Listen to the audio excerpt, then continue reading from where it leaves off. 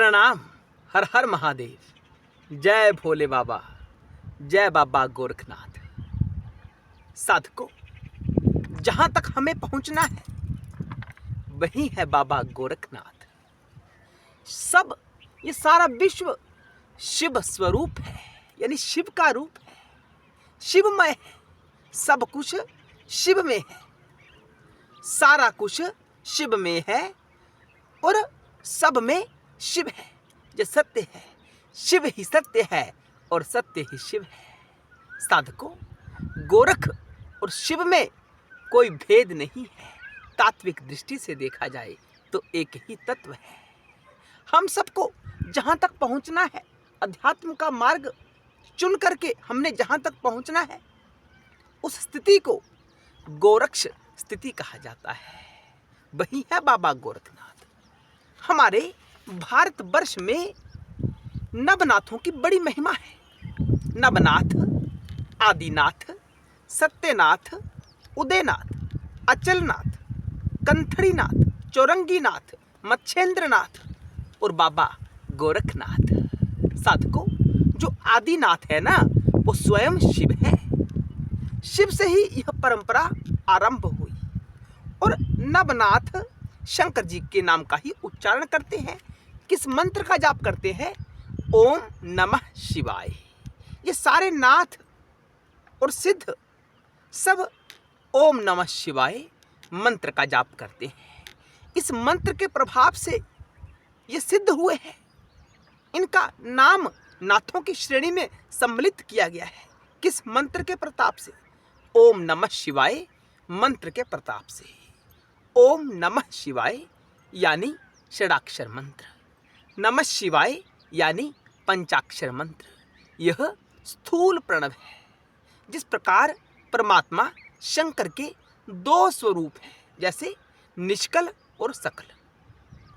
निष्कल की बात की जाए तो प्रणव ओमकार है। प्रणव यानी तारने वाला। कहाँ से? इस संसार के चंगुल से उस पार लेकर जाने वाला, यानी भवसागर से तारने वाला जो महामंत्र है वह ओम है। हम सबको ओम का उच्चारण अवश्य करना चाहिए। जब बात स्थूल स्थिति की होती है, शंकर जी के साकार स्वरूप की बात होती है, तो उस समय तारने वाला यह पंचाक्षर मंत्र हो जाता है। पंचाक्षर मंत्र यानी नमः शिवाय। इसके साथ ओम का योग करने से यह षडाक्षर मंत्र हो जाता है, यानी ओम नमः शिवाय। हम सबको इसका जाप अवश्य करना चाहिए। साधकों, ये बहुत भ्रम आजकल सोशल मीडिया के ऊपर चल रहा है कि इस मंत्र का जाप नहीं करना चाहिए, केवल गुरु दीक्षा प्राप्त करके ही इस मंत्र का जाप करना चाहिए। यह पूर्ण रूप से असत्य वार्ता है। यह मिथ्या भ्रामक प्रचार प्रसार हो रहा है। गुरु से नाम दीक्षा प्राप्त करके मंत्र जाप किया जाए, ये बड़ा अच्छा होता है, उत्तम स्थिति होती है। लेकिन इस मंत्र का जाप बिना गुरु के किया ही नहीं जा सकता। यह एक भ्रामक बात है। हम कर सकते हैं, सभी कर सकते हैं। यहाँ वर्ण का कोई भेद नहीं है कि ब्राह्मण कर सकता है केवल, नहीं, सभी कर सकते हैं। शूद्र भी कर सकता है, क्षत्रिय भी कर सकता है, वैश्य भी कर सकता है, बूढ़े भी कर सकते हैं और बच्चे बालक भी कर सकते हैं, स्त्री भी कर सकते हैं, पुरुष भी कर सकते हैं। ये सारी स्थितियां शंकर जी से ही उत्पन्न होती हैं। शंकर जी प्रत्येक स्थिति के साथ जुड़े हुए हैं। यूं कहें कि प्रत्येक स्थिति ही शंकर है। तो भेदभाव यहाँ नहीं होना चाहिए, यही सत्य बात है। साधकों, आज के वीडियो में हम आपको मुख्य रूप से यह बताना चाहते हैं कि जो नाथ संप्रदाय है ना, ये हमें शिव से जोड़ता है, यानी परमार्थ तत्व से जोड़ता है। और परमार्थ तत्व से जुड़ने से ही जीव का कल्याण होता है, अन्यथा कल्याण नहीं हो सकता। ये साफ सुथरी बात है, सच्ची वार्ता है कि जब तक परमार्थ तत्व का हमें बोध नहीं हो जाता, हमारे अनुभव में नहीं आ जाता, तब तक कल्याण नहीं हो सकता। और अनुभव क्षणिक होता है, यह अनुभव करना बड़ा आवश्यक है। साधकों, जो ढंग नाथ संप्रदाय के द्वारा यानी बाबा गोरख के द्वारा हम सबके लिए बताया गया है कि कैसे उस परम चेतना के साथ अपनी इस चेतना का जुड़ाव करना है। चेतना तो है ही है, चेतना तो शिव है, लेकिन हमारी चेतना का स्तर पशुवत है। हम पशु योग्य हैं। हमारी तुलना पशुओं से की जा सकती है, क्योंकि जो कार्य पशु करते हैं वही कार्य हम कर रहे हैं, कोई भेद नहीं है। हमारी चेतना गिरी पड़ी है। बात समझ में आ रही है ना? हम मूलाधार के ऊपर हम जीवन यापन कर रहे हैं। हमें अपनी चेतना को ऊपर उठाना है, और यह कार्य मनुष्य के जीवन में ही संभव हो सकता है। और प्रकृति ने हमारे कर्मों के आधार पर, शंकर जी की कृपा ने हमें मनुष्य का तन दिया है, और इस तन में फिर से हम पशुओं जैसे कार्य कर रहे हैं, तो कल्याण कैसे हो सकता है? कल्याण नहीं हो सकता। जो विधि नाथों के द्वारा हमें प्रदान की गई है, उस विधि को, उस योग को, उस ढंग को हठ योग कहा जाता है। अब हठ योग क्या होता है, हम आपको विस्तृत जानकारी इस चैनल के ऊपर देने वाले हैं, तो कृपया हमारे चैनल से जुड़े रहें। कुछ लोग कहते हैं कि आपको श्लोक अच्छे से पढ़ना नहीं आता है, यानी आपको संस्कृत का ज्ञान नहीं है। साधकों, हम ये बात कहते ही रहते हैं, हमेशा कहते हैं कि हमें संस्कृत का कोई विशेष ज्ञान नहीं है, हम कोई बड़े विद्वान नहीं हैं। हमारे ऊपर तो बाबा की कृपा है, तत्व की दृष्टि के कारण हम आपको यह ज्ञान प्रदान कर पा रहे हैं, अन्यथा हम में कोई सामर्थ्य नहीं है कि शंकर जी का यह गहरा ज्ञान आपके सामने प्रस्तुत कर सके। इसलिए हमारे चैनल से अवश्य जुड़े, आपका कल्याण अवश्य होगा।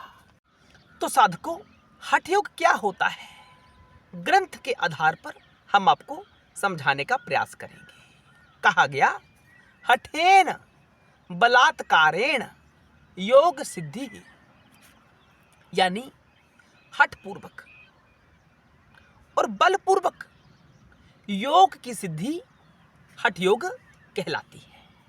ये साफ साफ कहा गया यहाँ। कैसे? बल का प्रयोग करके, हठ करके। हठ यानी जो करना है सो करना है। दुनिया यहाँ की वहां कहीं भी चले जाए, कुछ भी हो जाए, हमें तो परमात्मा से योग करना ही करना है। ये हठ योग कहलाता है। कहा गया कि यह एक षडंग योग है, अष्टांग योग नहीं। षडंग योग यानी इसमें यम और नियम को नकारा गया है। और कहा गया कि हठ योग की सिद्धि गुरु कृपा के माध्यम से प्राप्त की जा सकती है, यानी गुरु का होना नितांत आवश्यक है।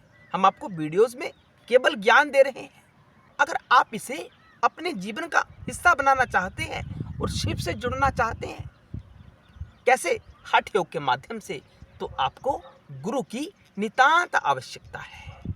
आपको गुरु की सेवा करनी है, गुरु की कृपा प्राप्त करनी है। गुरु की कृपा प्राप्त करने से जो हठ योग है वह अवश्य सिद्ध होता है। इसके लिए कोई अनुभवी गुरु चाहिए। हम तो केवल आपको ज्ञान प्रदान कर रहे हैं, हम हठ योग के गुरु नहीं है। हम केवल आपको जो ग्रंथ का ज्ञान है वो आपके सामने प्रस्तुत कर रहे हैं। इसके लिए आपको किसी अनुभवी गुरु के शरणागत होना पड़ेगा, जिसे हठ योग का पूर्ण ज्ञान है। साधकों, इसमें कहा गया कि गुरु की कृपा बड़ी आवश्यक है, और स्वयं की इच्छा शक्ति दृढ़ होनी चाहिए। मन में इच्छा दृढ़ होनी चाहिए कि मैंने हठ योग के माध्यम से परमात्मा शंकर जी के साथ योग करना है। साधकों, इस योग में कुंडलिनी जागरण विशेष होती है।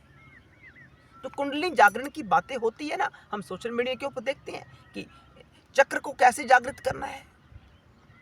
तो हठ योग में ये सारी वार्ता सम्मिलित है, सारा ज्ञान सम्मिलित है। तो हमें बाबा गोरख के शरणागत अवश्य होना चाहिए।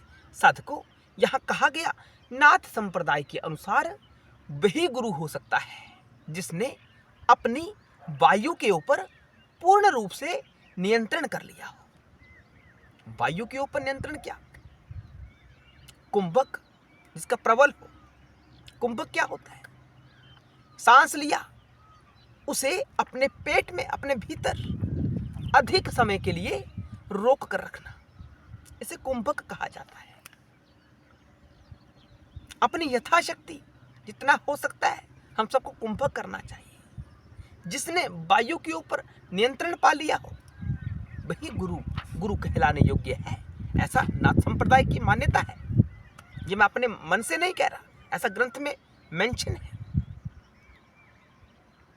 जिस गुरु ने वायु के ऊपर नियंत्रण कर लिया हो वही गुरु कहलाने योग्य होता है। और ऐसे गुरु की कृपा से ही हमारा हठ योग सिद्ध हो सकता है, हमें हठ योग में दाखिला प्राप्त हो सकता है। ऐसे गुरु की कृपा चाहिए। हर हर महादेव। जय शिव शंकर, जय भोलेनाथ।